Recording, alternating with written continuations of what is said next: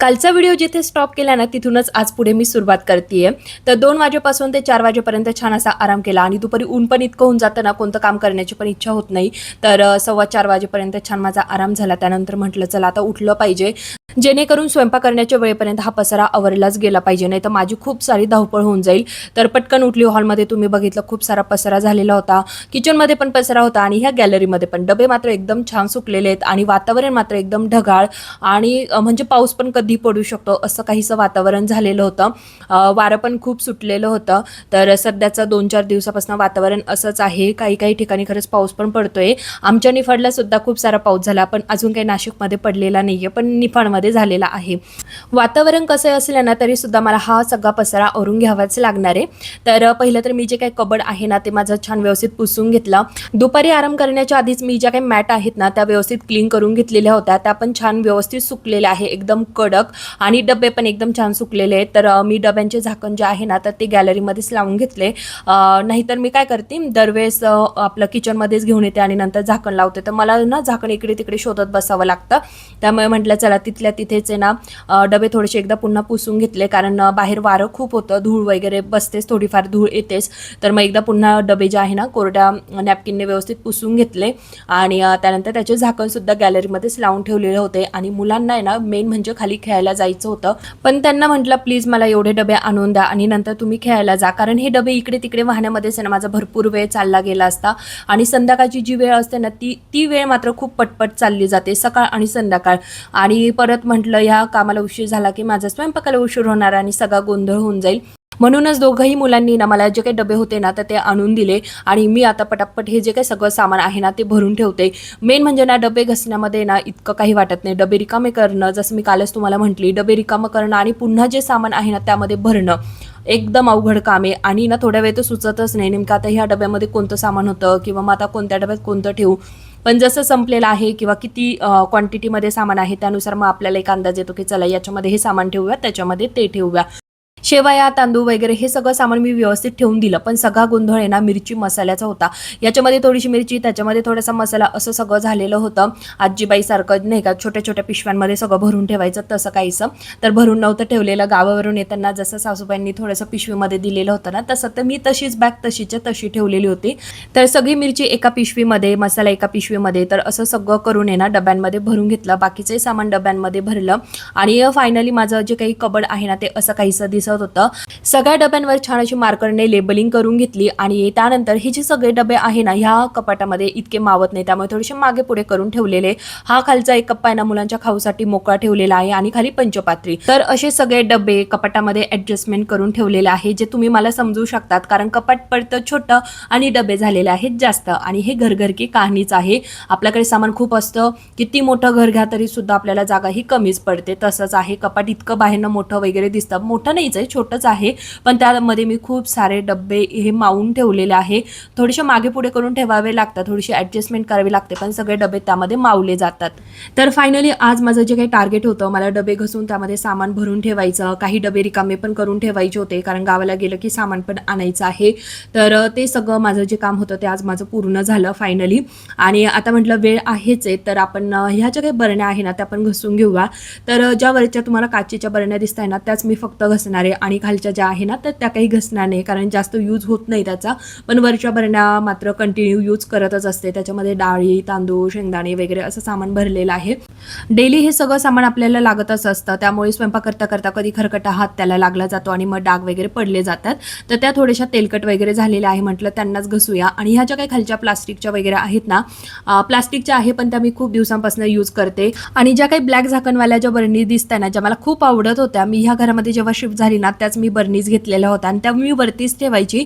पण जेव्हा काचेचा हा भंडा, ज्या काही काचेच्या बरण्या मी दिवायला घेतल्या ना त्यानंतर मग त्याची जागा मात्र चेंज झाली, मग त्या खाली आल्या आणि काचेच्या वरती गेल्या। तर असं काहीसं झालेलं आहे, पण त्यासुद्धा मला खूप आवडतात आणि त्यामध्ये सामानसुद्धा जास्त मावलं जातं। तर हे सगळं मी व्यवस्थित पुसून आणि ह्या बर्नीज व्यवस्थित ठेवून घेतल्या। आणि हे जे काही इथे काचेचे ग्लासेस वगैरे आहे, वाटीज आहे ना, ते तर काही इतकं यूज होत नाही, पण मग ते असायला पाहिजे घरामध्ये, म्हणून मग त्या अशा एकात एक घालून असं थोडंसं सामान व्यवस्थित ऑर्गनाइज ऑर्गनाईज करून ठेवलं. तर हा जो काही सेक्शन होता ना हा सगळा माझा आवरला गेला आणि आता वरचा सेक्शन जो आहे मेन, तर हे सगळं मला आता घसून घ्यायचं आहे. आता मी ह्या सगळ्या बरण्या रिकाम्या करून पटपट घसून घेणार आहे. 6:30 वाजलेलं आहे माझं हे सगळं काम आवरेपर्यंत. 6:30 जरी वाजलेले असले ना तरी सुद्धा माझ्याकडे अजून 1.5 तास आहे, कारण मी इतक्या लवकर स्वयंपाकाला सुरुवातच करत नाही. 7:30 नंतरच मी स्वयंपाक करत असते. तर म्हटलं चला तोपर्यंत माझ्या ह्या सगळ्या बरण्या पण घसून होतील आणि हे कपाट पण व्यवस्थित पुसून सुद्धा होईल. आणि बरण्या मात्र मी उद्याच सकाळचं ऊन दिलं की त्यानंतर मग त्यामध्ये सगळं सामान भरून ठेवणार. सकाळचं जेवण सोबत होत नाही, त्यामुळे आम्ही काय करतो संध्याकाळच्या वेळेला आले की त्यानंतरच जेवण करतो. मुलंसुद्धा पप्पा येईपर्यंत जेवण करत नाही. जरी त्यांना भूक लागली ना तरी सुद्धा त्यांचं काहीतरी चटरपटर खातात, पण पप्पा आले की त्यानंतरच जेवण आम्ही करत असतो. आणि तुम्ही बघतात व्हिडिओमध्ये छान मस्त सगळं सामान हॉलमध्ये न्यायचं, टी व्ही समोर मस्त टीव्हीला पिक्चर एखादं सिरियल वगैरे काहीतरी लावून द्यायचं आणि नंतर जेवण करायचं. तर संध्याकाळचं जेवण मात्र सगळ्यांसोबतच फॅमिली टाईम तेवढाच आपल्याला स्पेंड करायला भेटतो, तर तेव्हाच जेवण करतो. त्यामुळे मी जरा रिलॅक्स होती. मग पटकन ज्या बरण्या होत्या ना त्या मोकळ्या करून घेतल्या आणि थोड्या भिजत ठेवल्या. तोपर्यंत मी मात्र हे dining table with crockery unit जे आहे माझं तर ते व्यवस्थित पुसून घेतलं. त्यानंतर मात्र मी ना सगळ्या बरणीच घसून घेतला, स्वयंपाक केला, आमचं जेवण झालं. पण मला व्हिडिओ शूट करायला अजिबात कॅपॅसिटी उरलेली नव्हती, कारण मी सकाळपासून शूट करत होते. डायरेक्टली दुसऱ्या दिवशीच मग शूट करायला घेतलेला आहे. आज आरूचा रिझल्ट होता, तर रिझल्ट बघण्यासाठीच आम्ही आलेलो होतो. PTM होती, तर आरूला यावेळेस ना मागच्यापेक्षा खूप चांगले मार्क्स पडलेले आहे. त्यांना आता पर्सेंटेज नसतात, फक्त ग्रेड असते, तर ग्रेड पण त्याला चांगले आहे, A+ ग्रेड भेटलेली आहे. तर छान त्यांनी ह्यावेळेस स्कोर केलेला आहे. शेवटी अभ्यासच मी करून घेतलेला होता आणि रस्त्यामध्ये ना घरी येताना डीमार्ट लागलं जातं, तर दुसरं काही घ्यायचं नव्हतं. मेन म्हणजे फक्त उन्हाळा खूप लागला, म्हटलं चला थोडंसं कोकम रोआब्जा वगैरे घेऊन जाऊया. तर तेच घेण्यासाठी आलेली होती. पण डीमार्टला आलं म्हणजे सगळं डीमार्ट तर फिरून घेतलंच पाहिजे, काय नवीन आलंय काय नाही, तर ही माझी सवयच आहे, त्यामुळे मी सगळं फिरून घेत असते. तसं मला नवीन काही वस्तू दिसलेली नाहीये, पण एक गोष्ट होती की काही काही वस्तूंची प्राइस आहे ना ही वाढलेली आहे बरं का युद्धामुळे. तर काही वस्तू होत्या महाग, काही आपलं जी काही नॉर्मल जी रेंज आहे ना त्याच रेंजमध्ये दिसल्या. आणि टिफिनमध्ये जरा व्हरायटीसुद्धा बघायला भेटल्या, कारण आता स्कूल चालू होणार आहे. श्लोकने मला हा चमचा दिला, म्हणे हा पण चमचा घेऊया ना, तर म्हटलं कशाला आहे माझ्याकडे, पण पुन्हा म्हटलं आहे चांगलं आहे बरं का, तुम्हाला फटके देण्यासाठी. अभ्यास नाही केला किंवा माझं नाही ऐकलं ना तर तुम्हाला यानेच फटके देईल. त्यानंतर पुढे आली तर इथे मला हे काचेचे जग भेटले. हा जग माझ्याकडे आहे जो मी वापरतेय. तर जेव्हा तुम्हाला व्हिडिओमध्ये हा जग दिसतो ना तर तुम्ही मला विचारतातच तू हा जग कुठून घेतला, काचेचा आहे की प्लास्टिकचा आहे. तर हा काचेचा जग आहे जो मी डीमार्टवरनं घेतलेला आहे. त्याची प्राइस आहे ना 169 की 179 अशी होती, पण याचा स्टॉक लगेच संपला जातो. मला कधी कधी दिसतो डीमार्टला, कधी कधी दिसत पण नाही.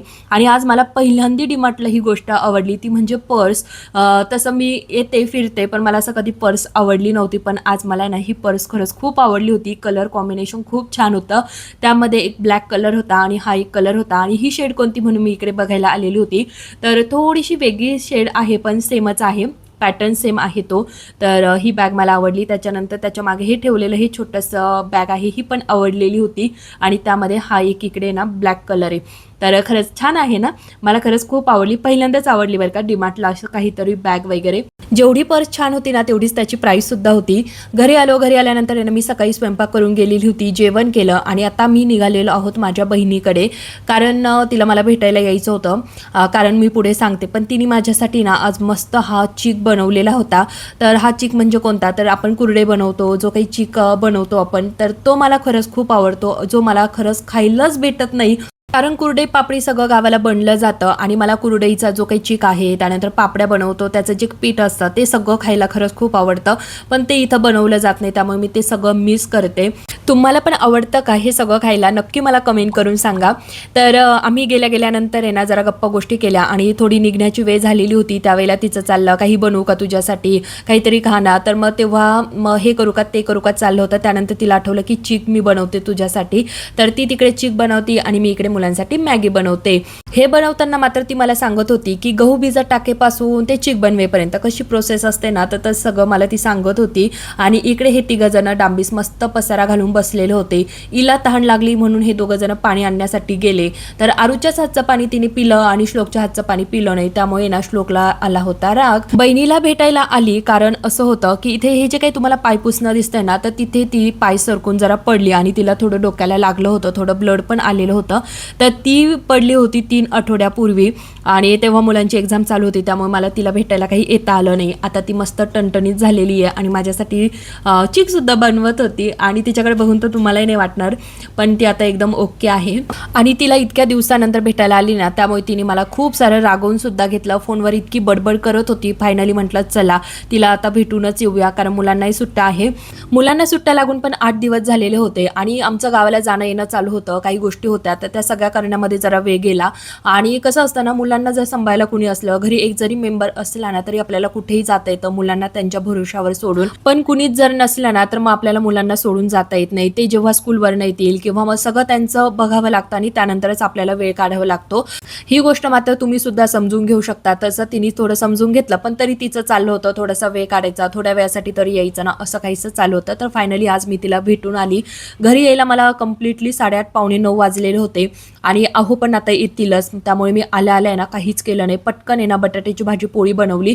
अहो येईपर्यंत आहे ना पटकन मी स्वयंपाक बनवून घेतला, नाही तर आहोंनी नक्कीच मला बडबड केली असते, कारण त्यांचं चाललं होतं जरा लवकर ये, लवकर स्वयंपाक वगैरे बनव, मला भूक लागलेली आहे. पण मी उशीरच केला, कारण आपल्या माणसांपासून ना यायला अशी इच्छाच होत नाही लवकर.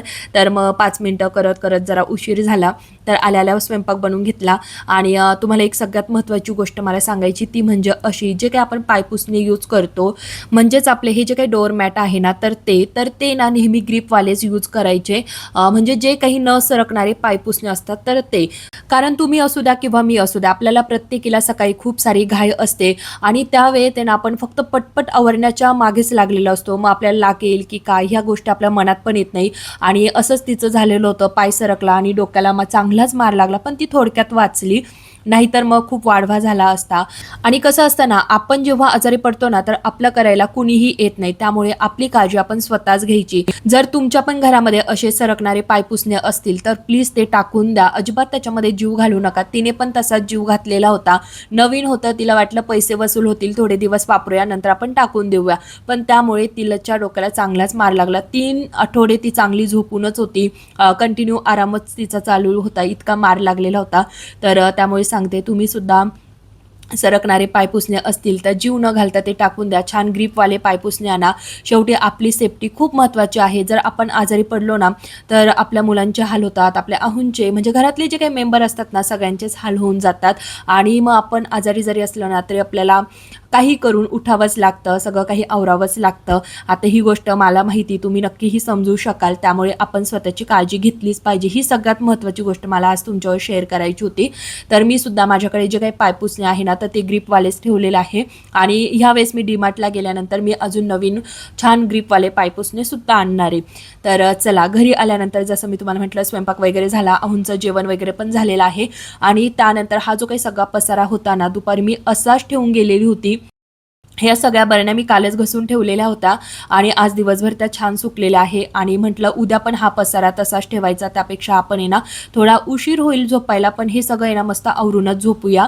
या बरणीमध्ये मी सोप बनवून ठेवलेली आहे. सध्या मला सोप खूप आवडते. मी कंटिन्यू जर मला वाटलं काहीतरी खाऊया तर मी सोपच खात असते. तर त्यामध्ये ना मी अजून एक गोष्ट ॲड केली, म्हणजे मी नेहमी सोप बनवते तर त्यामध्ये तीळ असतात, त्यानंतर धने डाळ असतेच आपली, पण त्यामध्ये ह्यावेळेस मी ना पंपकिन सीड, ज्या काही मी सीड्स आणलेल्या होत्या ना, पंपकिन, वॉटरमेलन होतं, त्यानंतर सनफ्लावरसुद्धा सीड होत्या, चिया सीड आणि फ्लॅक्स सीड, तर अशा 5 प्रकारच्या सीड ज्या मी घरामध्ये बनवून ठेवलेल्या होत्या. आणि जे खाण्याचं मी विसरून जायचे, पण मी सध्या आहे ना सोप खाते, तर म्हटलं चला ह्या सीडसुद्धा त्याच्यामध्ये थोड्याशा ॲड करूया, जेणेकरून सोप बरोबर ते पण खाल्लं जाईल. तर तेच मी त्या बरणीमध्ये भरून ठेवलं आणि टेस्ट पण करून बघितलं कसे लागते. टेस्ट तर छान लागलेली होती. आणि बाकीच्या पण ज्या काही बरण्या आहेत त्यामध्ये जे काही सामान मी ठेवते तर ते सगळं मिरची, मसाले, त्यानंतर काजू, बदाम, ह्या ज्या काही सगळ्या वस्तू होत्या सगळ्या भरून ठेवल्या. तर काल आणि आज या 2 दिवसामध्ये माझे डबे, त्यानंतर काचेच्या बरण्या वगैरे त्या क्लीन झाल्या, त्यामध्ये सगळं सामान हे भरून ठेवलं. आणि फायनली माझा किचनमधला अर्धा जो पार्ट आहे किचनचा तो पूर्ण आवरून झालेला आहे. तर फायनल लुक हे काहीसं असं होतं. आणि जेव्हा पण आपण किचनमध्ये ह्या बरण्यांमध्ये सगळं सामान भरून ठेवतो ना, तर असं वाटतं ना की नुसतं त्यालाच बघत बसावं, इतकं छान दिसत असतं ना, इतकं नीट नेटकं टापटीप. तुमच्याही बाबतीत असं होतं का? होत असेल तर नक्की मला कमेंट करून सांगा. तर आजचा व्हिडिओ जरा मोठाच झालेला आहे, पण तरी सुद्धा तुम्ही आजचा आपला हा व्हिडिओ स्किप न करता पूर्ण बघितला असेल अशी आशा करते. जर तुम्हाला आजचा आपला हा व्हिडिओ थोडा जरी युजफुल वाटला असेल ना, तरी सुद्धा आपल्या व्हिडिओला लाईक, शेअर, सबस्क्राईब, कमेंट्स करा, हाईप करायला विसरू नका. तर भेटूया पुढच्या व्हिडिओसोबत. Bye bye.